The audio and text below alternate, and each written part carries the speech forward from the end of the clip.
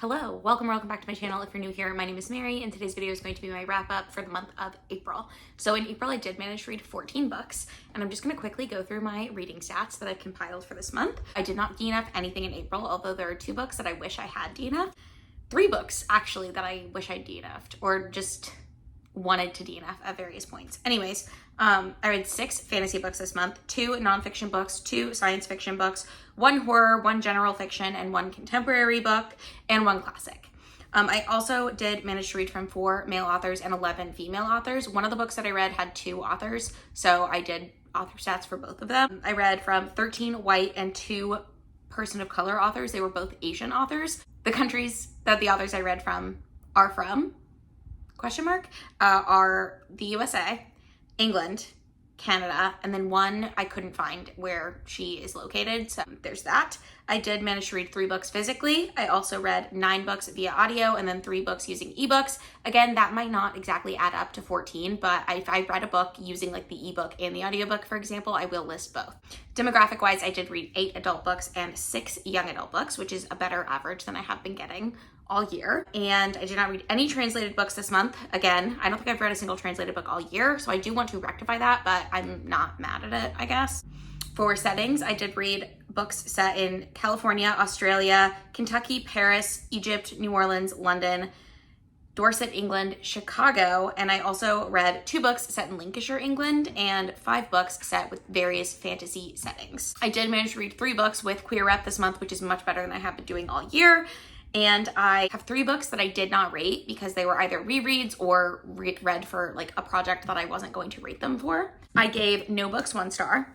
I did give 3 books 2 stars, 2 books 3 stars, 4 books 3 stars, 1 book 4.5 stars, and 2 books 5 stars. Okay, so the average rating that I had for this month was a 3.5, which is lower, I think, than previously. Yeah, I had a 3.9 last month, a 3.5 in February, and a 3.4 in January, so it's actually not too bad, comparatively. So without further ado, I am just gonna jump through the books, and I'm gonna start with the books that I didn't rate this month, I guess, and sort of briefly touch on those, because 2 of them are rereads, so I've talked about them on this channel before, and one of them I'll explain when I get there.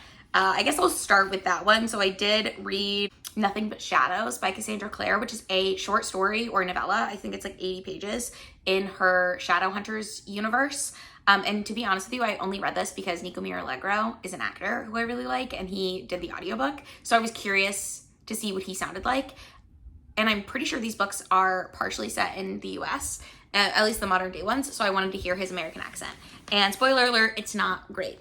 But mostly in this book, he's speaking with a Welsh accent, which I feel like he does fine. So I did listen to that audiobook, and I did not read it because I have no context for the rest of that series. The 2 other books that I did not rate are rereads for me. So the first one is My Mad Fat Diary, which I reread and tabbed so I can do my video project on this book / TV show finally. So I'm not going to talk too much about that, or the sequel, which I also read. I guess we'll talk about that now. I ended up giving the sequel 5 stars. I think I gave the first book 4 stars on my initial read. The sequel is not as tabbed up, but again, I will talk about that in my video project that I'm doing for these books. But this is basically, both of these books are the published diaries from 1989 through like 1991, I think, of Ray Earl, who was like a fat teenager living in Lancashire, England at the time, and she had a mental health crisis. And so the diaries are her like life over various years in 6th form, is that what it's called? Taking A levels and then in uni. And they're really interesting, but there's a TV show based on it called My Mad Fat Diary. And it was airing, I guess it's been like 10 years since it's been on the air. I think it was 2013 to 2015. It has 3 seasons. I believe it's still available on Hulu if you live in the US. I would recommend watching it. I really like it. And I am planning on doing a whole deep dive comparing the books versus the show, because there are some things on its face that are just very different. And then there's other things, like the show does a lot of subtle nods to things in the diaries. I will say the first diary was published in 2007, and the second one came out in 2014 when the show was already on the air. So I'm not sure how much Ray Earl communicated with the show about things, but it does seem like the show, even in the first season, has things from the second book, which the second book had not been published yet. So I'm going to talk about that more in that video, obviously, but I did just want to briefly touch on those. I did read them, and the last book that I read that I did not rate was a reread for me, and this was in a vlog that I posted just recently.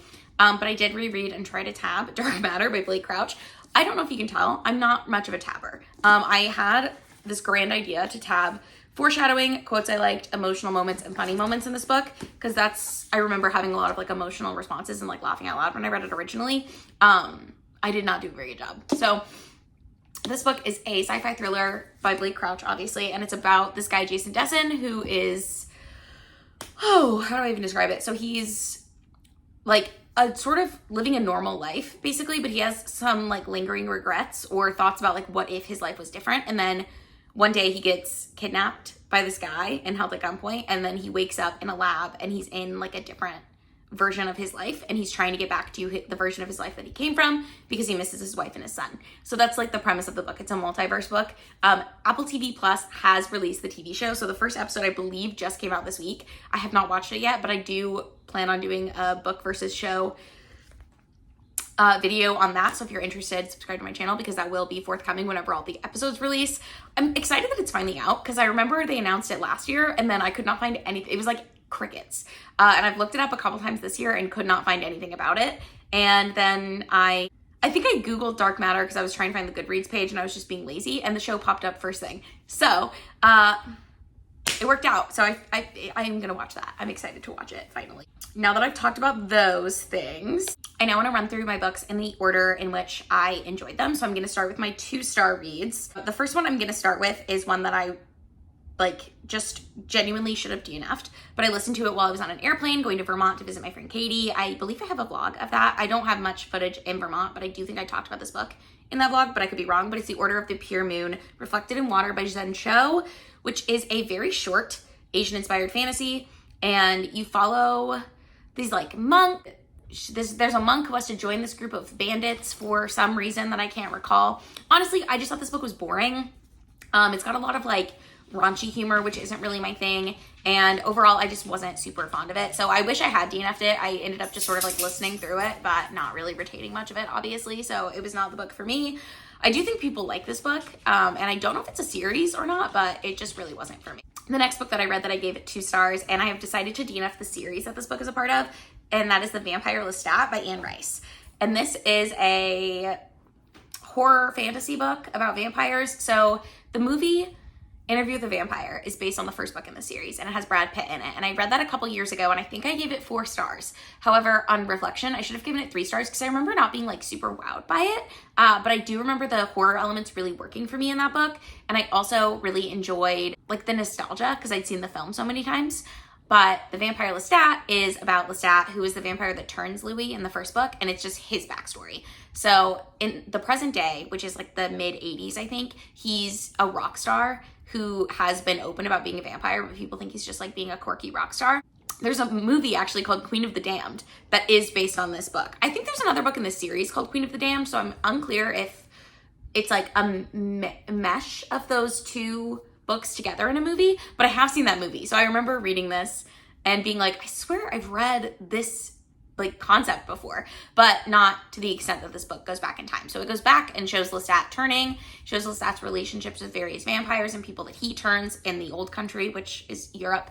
And then also he comes across this like lore about the older vampires that's discussed. I don't know how much of it is spoilery, but the Queen of the Damned is one of the like really old vampires that he like comes across. I did not really like this book. I thought it was very boring. I wanted to DNF it, but again, I read it for, well, I guess I didn't even read it for that vlog. Why did I finish this? Either way, I'm trying to catch up on my Goodreads goal for the year. So if you missed my last video, it is me trying to catch up and make sure that I'm not falling behind too much on my reading goal for the year. And that's part of the reason that I pushed through. So that's, again, another thing that I think is like kind of negative about having the Goodreads goal is that I, this month, read through 3 books that I would have DNF'd otherwise. Well, one of them I actually wouldn't have DNF'd anyways, I don't think, but regardless. So that was that book. I am sad that I won't be finishing that series because I know it is beloved, but I just don't care. Like, it took me this long to read the second book, and I just have no desire to read any of the other books in that series. So for me, it's a no. And then the last book that I gave 2 stars this month was The Night of the Animals by Bill Brown, which is another book that I thought about DNFing because I thought it was really boring. It's like a very literary dystopian. So it's set in the future in like the 2050s, I think, in London. And the world is basically classed into like indigents, which are poor people who are not given any rights and can't get housing and can't do anything. And then there's like the wealthy elites, basically. And they don't want them to like intermingle, kind of. And there's this one guy, Cuthbert, I think is his name. And he is addicted to this substance called float. And then the other thing that's present in this world is the Heaven's Gate cult is back. And there are like a lot of mass suicides happening and a lot of mass animal killings, animal sacrificing. And so Cuthbert thinks it's his job to release all the animals at the zoo, and he thinks that the animals can talk to him and that he's like being told to do this thing. So it's following him on this one night while he goes to the London Zoo to release all the animals. It was sort of pitched to me as a Noah's Ark retelling. No, I don't think that's accurate at all. I don't know. This book just really didn't work for me. I don't know if I'm not smart enough to get it or if I just like didn't pay close enough attention to get it. Honestly reminded me of when I read The Master and Margarita, which I did read for a vlog that I will try to link for you. But when I talked about that book, I remember discussing that I felt like there were a lot of like intertextual references and just references in general that I were just going over my head because I didn't get them. I felt similarly reading this. Like I felt like it's like when you're in a room with a bunch of people who know a person and they're all like making jokes about like this time in their life or whatever that you weren't a part of. That's what this book felt like to me. And for that reason, I did not like it and I wish I DNF'd it. But your mileage may vary. If you know more about whatever that was supposed to be, you might like it. Now I'm gonna talk about my 3-star reads. So the first 3-star read that I will get into is called The Dog of the North by Elizabeth Mackenzie. This is a very plotting, like day in the life book kind of. And the main character, whose name I'm not gonna remember, is like separating from her husband. And she has this like new sort of romantic connection with this guy, but he's married or something, or he's like got a girlfriend. And so it's like, oh, will they, won't they there kind of, but she keeps getting these vibes from him. And also there's this plot line where her parents went to Australia for a year and then disappeared and no one can find them. So that's just sort of happening. But the point, like the kickstart, the catalyst, if you will, of this story is that her grandmother has dementia or Alzheimer's and like is needing a caretaker. So this woman, I guess, who's split up from her husband, goes back to take care of her grandmother, and her grandmother like doesn't want her there, and she's living in like a hoarder house. So she's trying to convince this other guy who drives a van called the Dog of the North, that's where that comes from, to help get her grandmother out of the house for the day so they can clean out this house. And then just things sort of spiral out of control from there. I don't know. The longer this book went, the more I started to like it, but I didn't start enjoying my read of it until I got to like the very end, and then it ended really abruptly. So I think if you're in the mood for like a slice of life book or you like that kind of thing, it's very character focused. There's not a whole lot of plot going on, but it's kind of like watching a character deal with these things that are happening around her. If you like that kind of thing, I think you would like this book because it is well written and the character is like very likable, I think, but also kind of complex.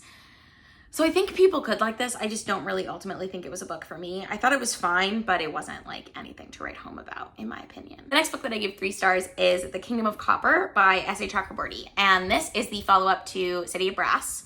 And the final book is Empire of Gold. There is a read-along for the series happening on BookTube right now. And Mani is who I heard from. I will try to remember to link her channel down below. Although I think the last time I talked about it, I forgot to do that. So hopefully I remember this. But she's who I heard about it from. And I read the first book in the series a year ago, like April 2023.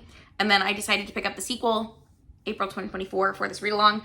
This book had really bad middle book syndrome to me. The series is about this girl, Nari, who lives in Egypt.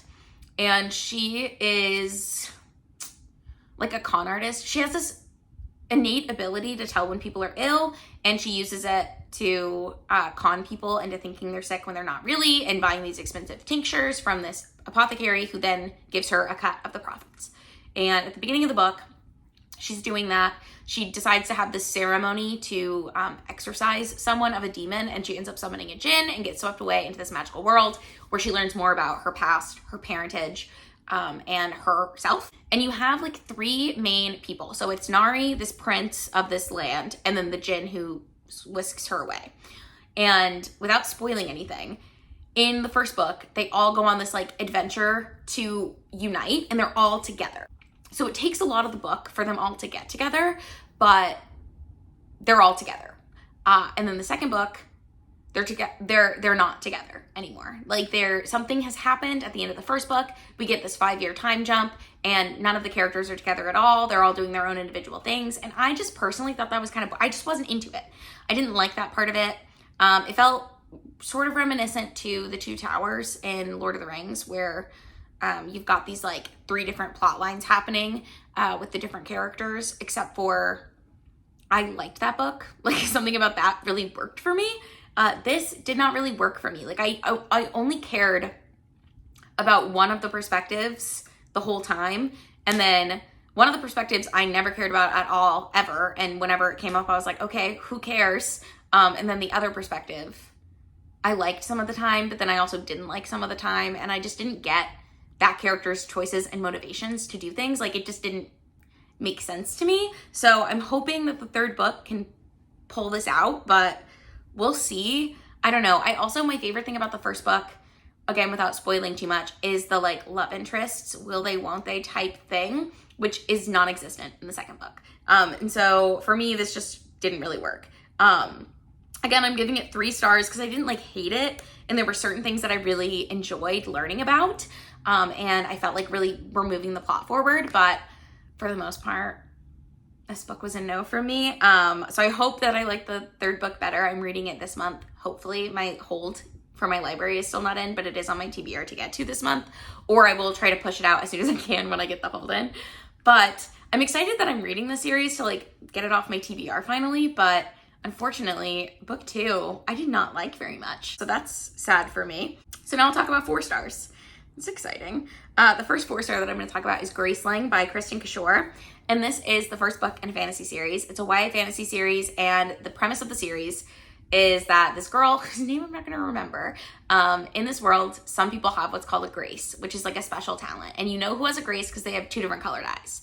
They have heterochromia, and that means you have a grace. And some people's graces are like being able to hold their breath really long. And then some people's graces, like our main character, is the grace of killing. So she is just she's like a great assassin because she's really able to kill people really easily. She just knows how to do it, I guess. I don't know. And so in this book, the premise is that at the beginning of the book, this girl who has the grace, who's our main character, whose name I can't remember, so sorry, she is working for the king of her land to use her grace of killing for him. And there's been another like royal family member from a different kingdom who's been kidnapped, and she goes to rescue him. And then along the way, she meets his grandson, Prince Poe. Why can I remember his name? It doesn't matter. But Prince Poe also has a grace, and she doesn't know what Prince Poe's grace is, but she thinks it's fighting because he's able to spar with her really easily. And then the more they like talk, there's sort of like a romance between them. Other things happen. Like there's a lot of like political machinations going on in the background because the main character has rescued is it Kirsta? Is that her name? I can't remember. Sorry. Because she kidnapped this royal from someone else who kidnapped him. She rescued him. Now they have to pretend, her kingdom has to pretend like they're still looking for him because they don't want anyone to know that they rescued him. And they're also trying to figure out why he was kidnapped in the first place because it doesn't really make sense because he's not like a regent. He's just part of this royal family, but he doesn't have he's never going to be the king, if that makes sense. It's a lot about that. She's working with Prince Poe, who is his grandson, who again knows that he's been rescued, but is trying to pretend like he doesn't know that he's been rescued. So he has to do a lot of things. And then the more they learn, the closer she and Poe get together. They also meet this other like young princess who they have to like help out. I really enjoyed the series. It's hard for me to explain, kind of. I don't know if it's because it's been so long since I've read it or if it's just one of those things that's difficult to explain. I'm not really sure.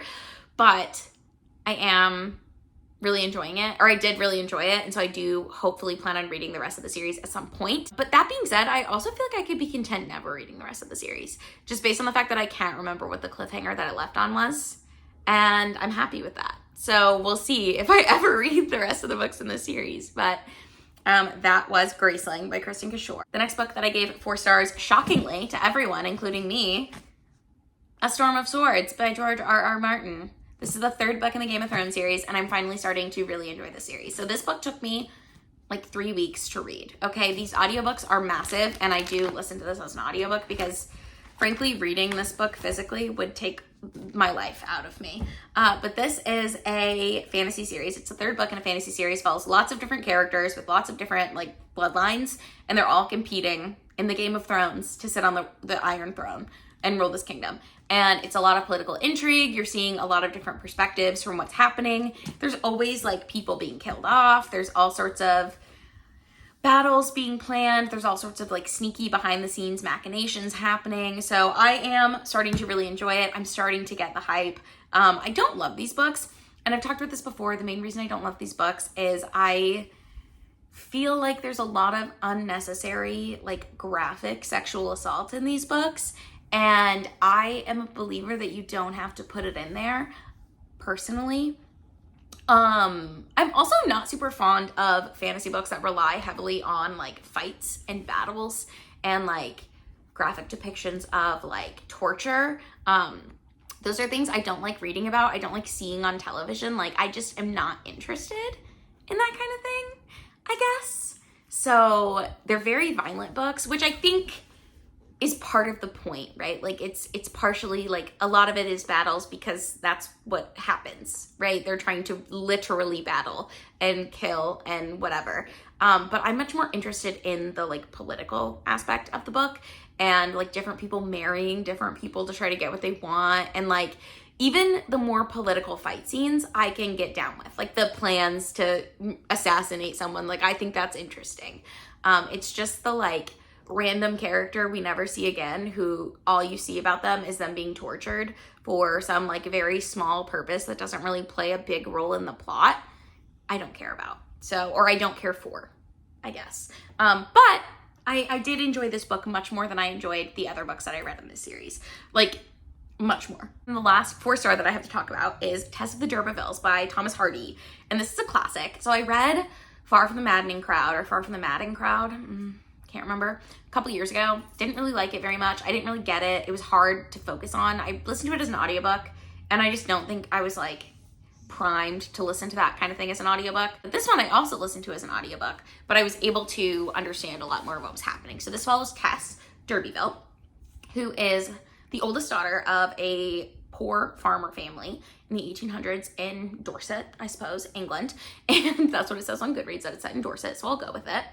Tess is told one day, well, she goes into market to sell like her family's wares, and the horse that they have pulling their cart ends up dying, which is a lot of their livelihood.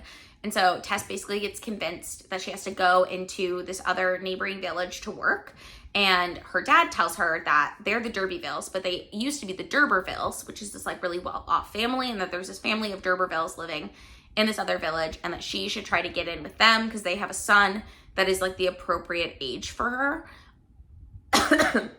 His name is Alec, and she goes to do this thing. Alec is horrible. She ends up getting assaulted, and when she comes back, she has to deal with like the repercussions of what has happened to her. And then years later in the book, you meet this other love interest of hers, and then she's again dealing with like these repercussions of being a woman at this time, basically, and being a poor woman. So this book focuses a lot on class. It has a lot of discussions on classism and like what makes a person higher up and lower class. Like there's a lot of discussion of that, and how some people, even though they have money, are considered more low class, and some people who are considered like high up in society don't have any money to their name anymore, and like how that all sort of pans out.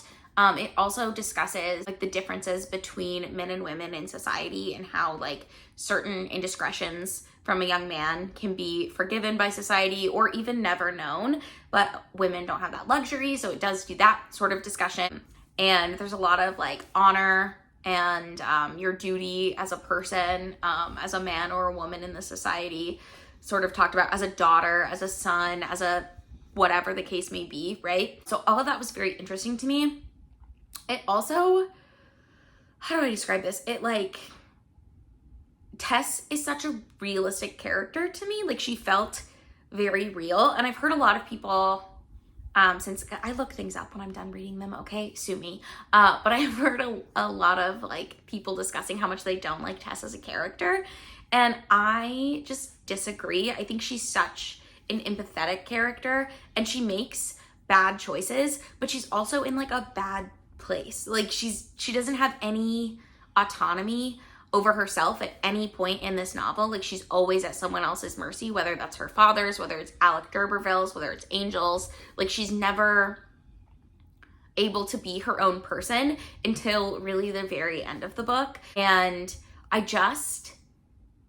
loved it. I've never felt more like angry reading a classic, I don't think. Like I was so mad. I talk about this more in my vlog where I read this, but I was like so mad about her and this Angel guy and the way everyone was treating her. It just really like was heartbreaking for me, but I'm really glad I read it finally. It is very depressing though, so probably not a good read for someone who doesn't enjoy that kind of thing. The next book I'm going to talk about, I ended up giving 4.5 stars. I couldn't quite bring myself to give it 5 stars, so I rounded down on Goodreads, but I really did like truly enjoy it. There just wasn't the 5-star feeling. So this book is The Vanishing Hour by Lisa King, and I've never heard anyone talk about it, okay? But you should read it if you have not already. I don't think anyone has, but it's so good.